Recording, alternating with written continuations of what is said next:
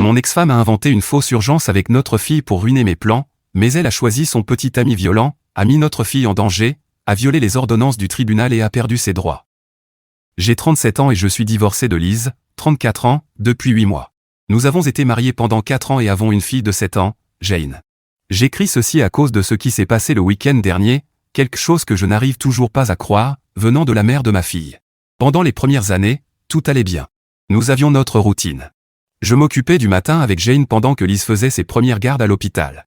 Elle prenait le relais quand elle rentrait pour que je puisse finir mes appels avec les clients de la côte ouest. Lise était géniale avec Jane quand elle était bébé. Elle semblait naturellement savoir exactement ce dont notre fille avait besoin. Mais vers le 3e anniversaire de Jane, les choses ont commencé à changer. Lise a commencé à prendre des gardes supplémentaires à l'hôpital.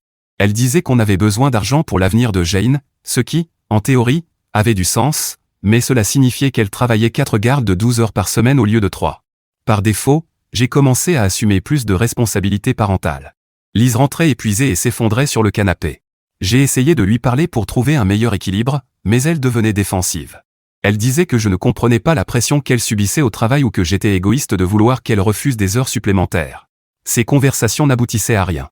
Nous restions dans le même cycle, elle travaillait plus, je faisais plus à la maison, et nous étions tous les deux frustrés. Le point de rupture a été l'année dernière, à la fête des 6 ans de Jane.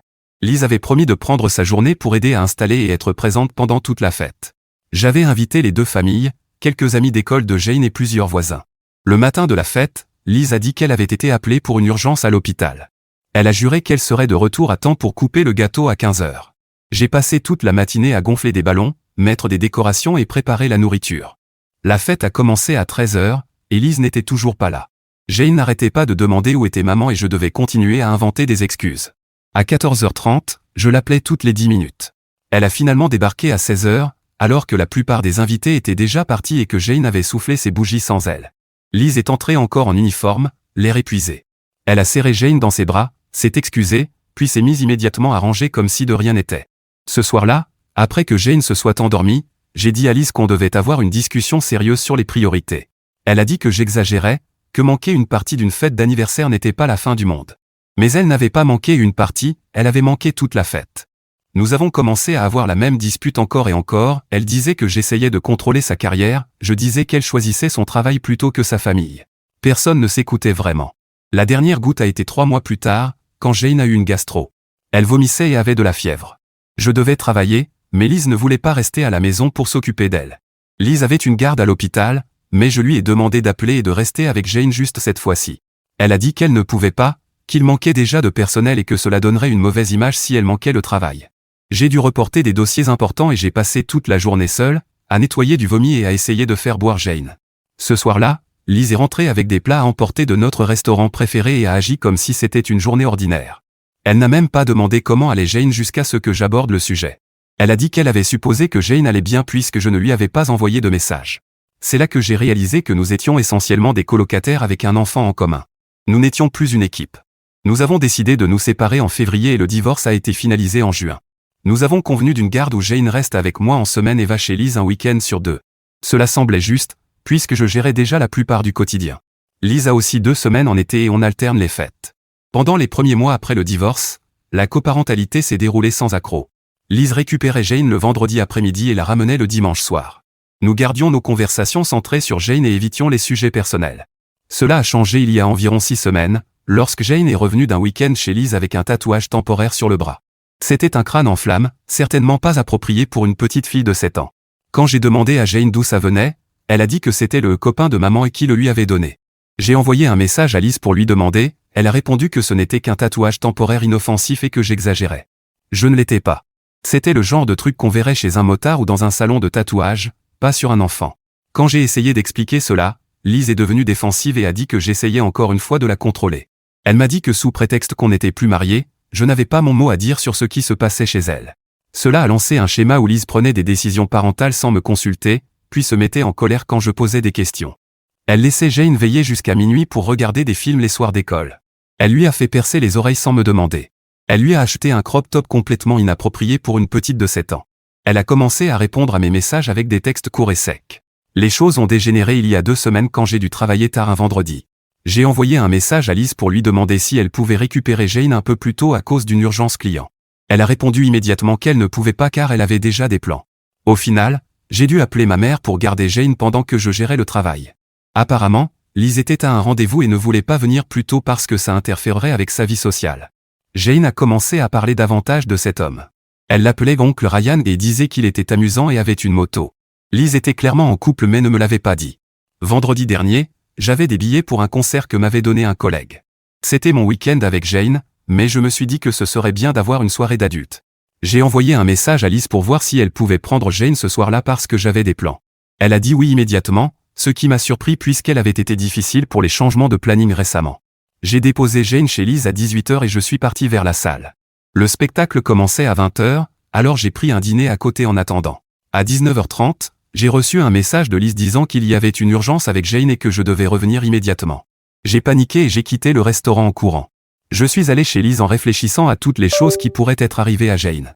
Mais en arrivant, les lumières étaient éteintes et la voiture de Liz n'était plus là. Il y avait un mot sur la porte, emmène Jane rencontrer Ryan correctement, j'espère que tu n'avais rien d'important de prévu ce soir. Liz m'avait délibérément piégé pour me faire manquer le concert. Elle avait utilisé notre fille comme appât pour m'humilier et ruiner ma soirée. J'attendais ça depuis des semaines. Je l'ai appelée 20 fois, aucune réponse. J'ai envoyé des messages exigeant de savoir où elles étaient et quand Jane rentrerait. Aucune réponse. J'ai fait le tour des restaurants et boutiques du coin pour chercher sa voiture, rien. Finalement, je suis rentré chez moi et j'ai passé le reste de la soirée à tourner en rond dans le salon, à vérifier mon téléphone toutes les 2 minutes. Jane est finalement rentrée à minuit, bien après son heure de coucher. Liz l'a déposée sans sortir de la voiture ni dire un mot. Jane était épuisée et grognon, il m'a fallu 1 heure pour la calmer. Quand je lui ai demandé comment s'était passée sa soirée, elle a dit qu'ils étaient allés au restaurant mais qu'elle était fatiguée et voulait rentrer tôt. Je n'ai pas eu de nouvelles de Liz depuis. Elle n'a répondu ni aux appels ni aux messages.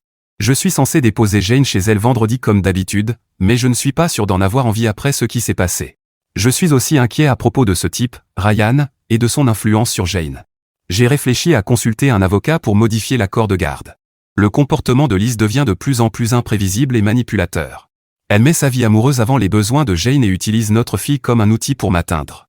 Je ne suis plus sûr de pouvoir lui faire confiance pour prendre de bonnes décisions pour Jane. Ce qui me dérange le plus, c'est que je pensais que nous avions dépassé ces gamineries. Nous sommes des adultes, nous sommes censés nous concentrer sur ce qui est le mieux pour Jane. Mais Liz semble plus intéressée par le fait de jouer à des jeux et de me blesser que de faire du bon parenting. Je ne sais pas comment gérer quelqu'un prêt à utiliser son propre enfant comme une arme dans une guerre qu'elle croit que nous menons. Mise à jour 1. Voici ce qui s'est passé après mon premier message. Le vendredi suivant, j'étais censé déposer Jane chez Liz pour son week-end habituel. J'ai décidé de respecter le planning pour éviter plus de drames mais j'ai soigneusement documenté toutes nos communications. Quand je suis arrivé à l'appartement de Liz, elle a ouvert la porte comme si rien ne s'était passé. Elle portait une nouvelle robe, coiffée, maquillée, presque joyeuse, ce qui était étrange étant donné qu'elle m'avait ignoré toute la semaine. Elle a demandé comment allait Jane et a parlé de la météo pendant que Jane attrapait son sac pour le week-end. Je lui ai demandé si on pouvait parler en privé 1 minute. Elle est sortie et est immédiatement passée sur la défensive, demandant quelle leçon elle allait recevoir cette fois. Je lui ai dit que ce qu'elle avait fait le week-end précédent était totalement inacceptable et qu'elle devait arrêter d'utiliser Jane pour me manipuler. Liz a levé les yeux au ciel et a dit que j'étais dramatique pour un simple malentendu. J'ai demandé ce qui, exactement, avait été, mal compris, dans le faux message d'urgence. Elle a affirmé qu'elle avait changé d'avis sur ses plans et avait décidé d'emmener Jane dîner à la place. Elle a dit qu'elle avait oublié de me prévenir et qu'elle ne pensait pas que c'était grave. Quand j'ai souligné qu'elle avait écrit « J'espère que tu n'avais rien d'important de prévu », elle a dit que c'était juste une blague. Ce dimanche soir, quand Liz a ramené Jane, j'ai vu Ryan pour la première fois. Il était assis dans la voiture pendant que Liz accompagnait Jane jusqu'à la porte. Il semblait avoir une trentaine d'années, les 2 bras couverts de tatouages, cigarette à la main. Quand Jane m'a vu, elle a couru me faire un câlin puis s'est retournée pour faire signe à Ryan. Liz avait l'air nerveuse et ne cessait de jeter des coups d'œil vers la voiture. Elle m'a donné le sac de Jane et a dit qu'ils avaient passé un super week-end. Jane a commencé à raconter qu'ils étaient allés à une salle d'arcade et avaient mangé une pizza, mais Liz l'a coupé en disant qu'ils devaient y aller parce que Ryan travaillait tôt. Elle a embrassé Jane et est repartie précipitamment. Après leur départ, j'ai demandé à Jane plus de détails sur le week-end. Elle a dit qu'ils avaient passé la majeure partie du samedi dans l'appartement de Ryan à regarder la télé et jouer aux jeux vidéo. Elle a mentionné que Ryan avait beaucoup de canettes de bière dans son frigo et que lui et maman buvaient en regardant des films. Elle a aussi dit que son appartement sentait bizarre et lui piquait le nez. J'ai commencé à m'inquiéter de l'environnement auquel Jane était exposée. Cigarettes, alcool, et quoi que ce soit qui causait cette odeur, rien n'était adapté à un enfant. Mais je savais que si je confrontais Liz, elle se braquerait et m'accuserait encore de vouloir la contrôler. Alors j'ai décidé d'enquêter. Jane avait parlé de la moto de Ryan, alors je suis passé plusieurs soirs près de l'immeuble de Liz pour tenter de la repérer. Le mercredi soir, j'ai vu une moto noire garée près de son bâtiment. J'ai pris une photo de la plaque et demandé à un ami du service d'immatriculation de la vérifier. La moto était enregistrée au nom d'un Ryan, 29 ans. Mon ami ne pouvait pas partager d'informations personnelles, mais il a mentionné qu'il avait été arrêté plusieurs fois pour des infractions routières. Pas suffisant pour être un énorme drapeau rouge à lui seul, mais cela ajoutait à mon malaise. Le week-end de Liz suivant, Jane est rentrée avec une histoire qui m'a fait réagir. Elle a dit que le samedi soir, Ryan et Liz avaient eu une énorme dispute alors qu'elle essayait de dormir sur le canapé. Elle ne comprenait pas pourquoi ils se disputaient, mais elle a dit que Ryan criait et que Liz pleurait. Jane était tellement effrayée qu'elle s'est cachée sous une couverture jusqu'à ce que ça se calme. Quand j'ai demandé si ce genre de dispute était déjà arrivé, elle a dit que c'était la deuxième fois qu'elle en voyait une comme ça. Elle a aussi dit que Ryan se mettait parfois en colère si elle faisait trop de bruit ou posait trop de questions, et qu'il disait à Liz de la faire taire ou de l'envoyer dans une autre pièce. J'ai compris que je ne pouvais plus attendre. J'ai pris rendez-vous avec mon avocate pour discuter d'une modification de la garde. Elle a suggéré de commencer par une rencontre formelle avec Liz pour fixer des limites concernant sa relation et l'exposition de Jane à son petit ami. Si Liz refusait ou continuait ainsi, nous déposerions une demande de modification de garde et de visite surveillée. J'ai envoyé un message à Liz pour lui demander de se voir afin de discuter de certaines préoccupations concernant le bien-être de Jane. Elle a répondu en demandant de quel type de préoccupation il s'agissait et si c'était à propos de Ryan. J'ai dit que je préférais en parler en personne et proposer un café près de chez elle. Elle a accepté, mais a précisé qu'elle viendrait avec Ryan. J'ai répondu que c'était une conversation entre les parents de Jane. Elle a dit que Ryan faisait partie de sa vie et qu'elle ne l'exclurait pas des discussions importantes. Liz est quand même venue avec Ryan. Il portait une veste en cuir et avait une attitude agressive. Il s'est assis très près d'elle, son bras autour de sa chaise, marquant clairement son territoire. J'ai commencé en disant que j'étais inquiet pour la sécurité et le bien-être émotionnel de Jane. J'ai mentionné l'alcool, les disputes et l'environnement inadapté dans l'appartement de Ryan. Liz s'est immédiatement braquée et a dit que j'inventais tout pour saboter sa relation. Ryan est intervenu et a dit que Jane allait très bien et que j'étais juste un ex jaloux incapable d'accepter que Liz soit passée à autre chose. Il a dit que Jane l'adorait et que je devrais être reconnaissant que Liz ait trouvé quelqu'un qui tenait à elle. J'ai essayé de rester concentré sur Jane, mais Ryan transformait tout en problème de couple. La réunion a duré environ 1 heure et n'a servi à rien. Ryan soutenait Liz sur tout et lâchait régulièrement des commentaires insinuant que je devais accepter que Liz ne m'appartenait plus. J'ai appelé mon avocate le lendemain matin et demandé d'avancer avec la demande de visite surveillée. Les documents ont été déposés la semaine suivante. Liz a été officiellement informée un vendredi, juste avant de venir chercher Jane. Quand elle est arrivée, elle m'a demandé pourquoi je faisais ça et ce que j'espérais obtenir. Je lui ai dit que j'avais essayé de régler ça cordialement et qu'elle avait refusé de coopérer. Liz m'a accusé d'être vindicatif et de la punir parce qu'elle fréquentait quelqu'un. Les jours suivants, elle a envoyé de longs messages, alternant colère et tentative de négociation. Elle disait qu'elle ferait plus attention à ce que Jane voyait et qu'elle s'assurerait que Ryan ne soit pas présent pendant son temps de garde. Mais ma décision était prise.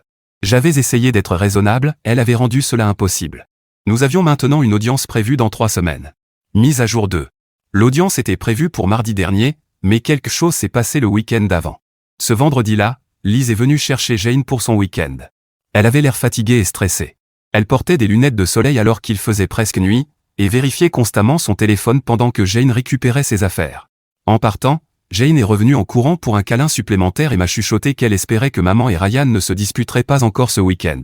Je lui ai dit de m'appeler si elle avait besoin de quoi que ce soit et je les ai regardés partir.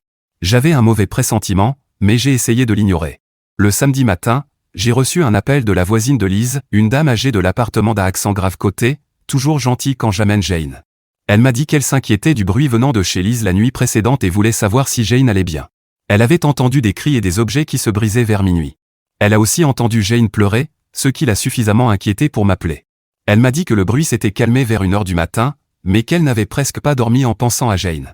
Je lui ai demandé pourquoi elle n'avait pas appelé la police, elle a répondu qu'elle n'aimait pas impliquer les forces de l'ordre. J'ai immédiatement essayé d'appeler Liz, messagerie vocale. Je lui ai envoyé un message pour demander si elles allaient bien et si je pouvais parler à Jane. Aucune réponse. J'ai réessayé quelques minutes plus tard, toujours rien. Alors j'ai pris la voiture.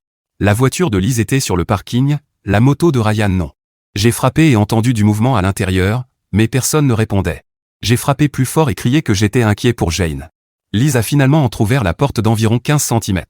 Elle avait l'air horrible, ce qui ressemblait à un bleu sur la joue gauche, les yeux rouges et gonflés. Elle m'a dit que Jane allait bien et qu'elle passait une journée tranquille à la maison. Quand j'ai demandé à voir Jane, Elle a dit qu'elle dormait et qu'elle ne voulait pas la réveiller. J'ai poussé la porte un peu plus et vu le salon dans un état lamentable. Des papiers partout, un cadre de photos brisé, et ce qui semblait être un trou dans le mur près de la cuisine. Liz s'est rapidement interposée pour bloquer ma vue, disant qu'elle rangeait et organisait. À ce moment-là, Jane est apparue derrière elle, en pyjama. J'ai demandé à Jane comment elle allait, elle a dit bien mais a ajouté qu'elle voulait rentrer avec moi. Liz a dit que Jane était juste fatiguée et qu'elle irait mieux après un peu de repos. Liz cachait clairement quelque chose, et Jane avait l'air effrayée et mal à l'aise. J'ai dit à Liz que je voulais parler dehors, laissant Jane à l'intérieur. Une fois dehors, je lui ai demandé ce qui s'était passé la nuit précédente.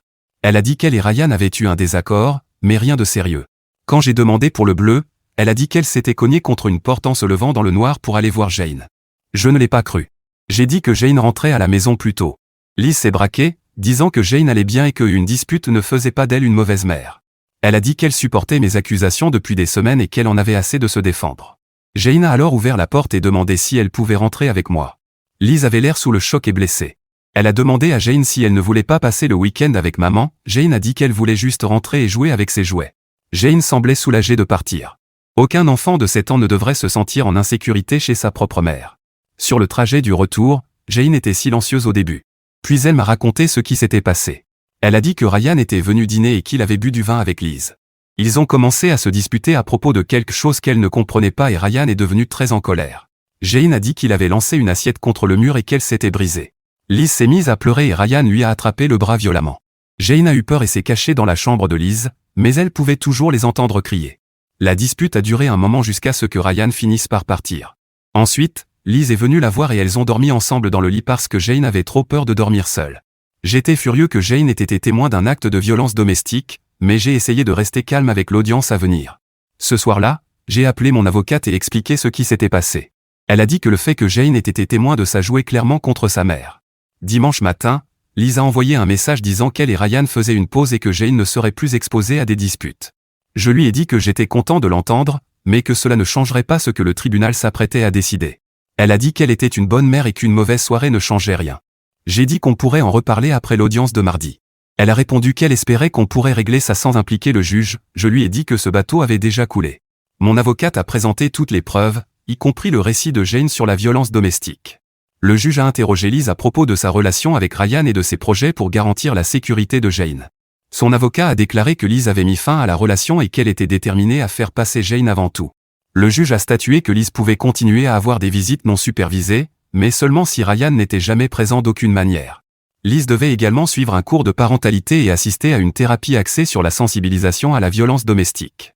Si elle violait l'une de ces conditions, l'accord de garde serait réévalué. Liz était visiblement bouleversée, mais elle a accepté. À la sortie du tribunal, elle m'a demandé si nous pouvions essayer de mieux coopérer pour le bien de Jane. Je lui ai dit que j'avais essayé depuis le début, mais qu'elle avait rendu ça impossible. 2 semaines se sont écoulées depuis l'audience et les choses ont été relativement calmes. Liz a respecté les exigences et semble prendre cela au sérieux. Je ne lui fais toujours pas entièrement confiance. Mais je ne peux pas l'empêcher de voir Jane si un juge l'a ordonné. J'espère juste que ce signal d'alarme suffira à faire changer Liz, mais pardonnez-moi d'être sceptique. Mise à jour 3. Les 4 derniers mois ont été mouvementés, donc voici un résumé. Pendant le premier mois après l'ordonnance du tribunal, Liz semblait respecter toutes les conditions. Elle assistait aux cours de parentalité, allait en thérapie et restait loin de Ryan. Jane recommençait à apprécier ses visites et semblait plus détendue en général. Liz et moi communiquions mieux que nous ne l'avions fait depuis des mois. Elle répondait à mes messages concernant l'emploi du temps de Jane et ses activités scolaires. Elle me demandait même mon avis sur certaines choses, un grand changement comparé à son attitude défensive auparavant. Je pensais que tout allait enfin bien. Cela a changé il y a quelques semaines lorsque Jane est revenue avec une nouvelle inquiétante. Elle a mentionné que Ryan était passé chez Liz le samedi après-midi pour récupérer des affaires qu'il avait laissées là. J'ai demandé s'il était resté pour le dîner ou avait passé du temps avec elle, elle a dit non, qu'il avait simplement pris ses affaires et était parti. J'ai posé la question à Liz et elle m'a donné la même version. Le week-end Liz suivant, Jane m'a dit que Liz recevait beaucoup d'appels téléphoniques. Elle allait dans sa chambre pour parler et en ressortait parfois en ayant l'air triste. Quand Jane lui demandait qui c'était, Liz disait qu'il s'agissait d'appels du travail. J'ai commencé à soupçonner qu'elle parlait de nouveau à Ryan, malgré l'ordonnance lui interdisant de rester en contact avec lui. Je ne voulais pas l'accuser sans preuve, mais je ne pouvais pas ignorer les signes. Mes soupçons ont été confirmés il y a 2 semaines lorsque Jane a dit que Liz lui avait demandé de ne rien me dire parce que cela causerait des problèmes. Ryan était revenu. J'étais furieux que Liz viole non seulement l'ordonnance du tribunal, mais apprenne aussi à Jane à me mentir. J'ai immédiatement appelé mon avocate. Elle a dit que nous pouvions déposer une plainte pour outrage au tribunal et potentiellement révoquer complètement les droits de visite de Liz. J'ai aussi confronté Liz. Elle a admis qu'elle savait qu'elle ne devait pas le revoir, mais qu'elle se sentait seule et qu'il lui manquait. Elle a affirmé qu'il ne s'était vu que quelques fois et que Jane n'était pas présente lorsqu'il passait. Elle m'a supplié de ne pas la dénoncer et a promis d'y mettre fin pour de bon. Je lui ai dit que j'avais déjà parlé à mon avocate, que je devais signaler la violation parce que la sécurité de Jane passait avant tout. Liz a pleuré, disant qu'elle avait fait une erreur mais qu'elle essayait d'être une bonne mère. Elle a dit que perdre Jane la détruirait et qu'elle ferait n'importe quoi pour arranger les choses. Je lui ai dit qu'elle aurait dû y penser avant de violer une décision de justice. Liz a reçu les papiers officiels plus tard dans la semaine. Elle m'a appelé immédiatement, oscillant entre colère et désespoir. Elle disait qu'elle avait réellement rompu avec Ryan cette fois, et qu'elle avait déjà prouvé qu'elle pouvait être une bonne mère quand elle n'était pas distraite. Le juge a suspendu les droits de visite de Liz pour 6 mois.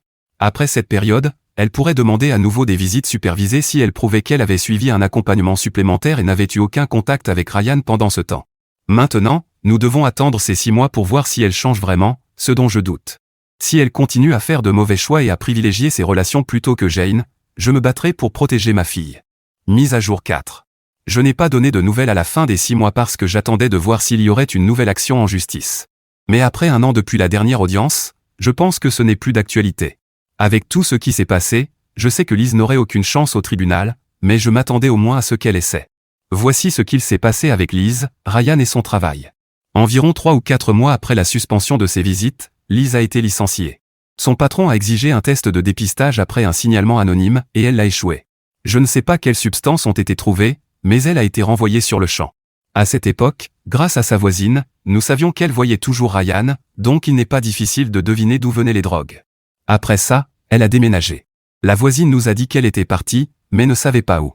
Je dois mentionner que mes contacts avec ses parents ont été très limités pendant tout cela, et leur relation avec Liz n'était plus bonne depuis qu'elle avait commencé à fréquenter Ryan. D'après les bribes d'informations que j'ai eues de mes ex-beaux-parents, elle a déménagé quelque part ailleurs, mais ils ne diront pas où, et je n'ai pas insisté. Pour être complètement honnête, je me fiche de ce que fait mon ex-femme tant que je sais que ma fille est en sécurité et en bonne santé. C'est l'une des rares vraies inquiétudes que j'ai dans cette vie.